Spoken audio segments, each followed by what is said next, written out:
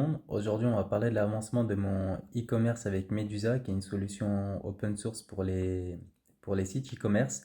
Et devinez quoi, c'est bon, j'ai mon tableau de bord admin. Donc, je vais vous montrer le résultat avec une démo en fin de vidéo. On va voir aussi avant ça les étapes que j'ai fait. Et c'est pas si compliqué que ça, donc c'est parti pour la story time. Mon objectif c'est simple, c'est que je veux créer un MVP, c'est-à-dire une version minimale de ma boutique en ligne. Et pour cette première version, je me suis concentré sur trois choses: afficher mes produits, ajouter les produits au panier et pouvoir passer commande.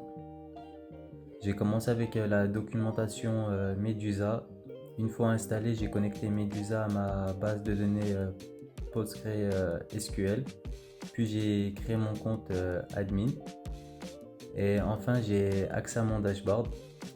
Franchement, il est super complet. Je peux voir mes produits, mes collections, mes catégories, mes commandes, mes inventaires, mes clients, mes promotions et même la liste des prix.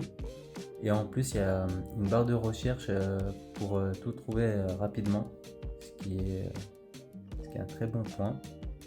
Côté front-end, j'utilise Next.js, cette fois avec AppRouter. C'est une bonne nouvelle, la bonne nouvelle, c'est que Medusa propose un SDK officiel. Et ce SDK, il inclut des types que je peux appeler directement mon API Medusa depuis le front-end, sans forcément passer par le back-end. Et c'est vraiment top pour gagner du temps. J'ai donc initialisé le SDK dans mon code et je me suis connecté à mon tableau de bord admin grâce à ma clé publish key directement qu'on récupère dans notre interface admin. Et une fois connecté, j'ai pu récupérer mes produits. Mon but c'était d'afficher mes produits avec leur titre, leur description et leur prix, et pour ça j'ai utilisé la fonction du SDK Medusa Store Product List avec une petite précision pour les prix. Il faut récupérer la région et les champs variants calculate price. Et une fois que j'ai toutes ces infos, je les envoie dans un composant React que j'ai appelé Product Cart. Et ensuite, j'ai juste appelé ça dans ma page principale et c'est bon, c'est fait. Ma liste des produits s'affiche directement, exactement comme dans mon tableau de bord admin de Medusa. Maintenant que j'ai tout ça, la prochaine étape c'est gérer le panier et les commandes pour avoir une vraie boutique e-commerce fonctionnelle.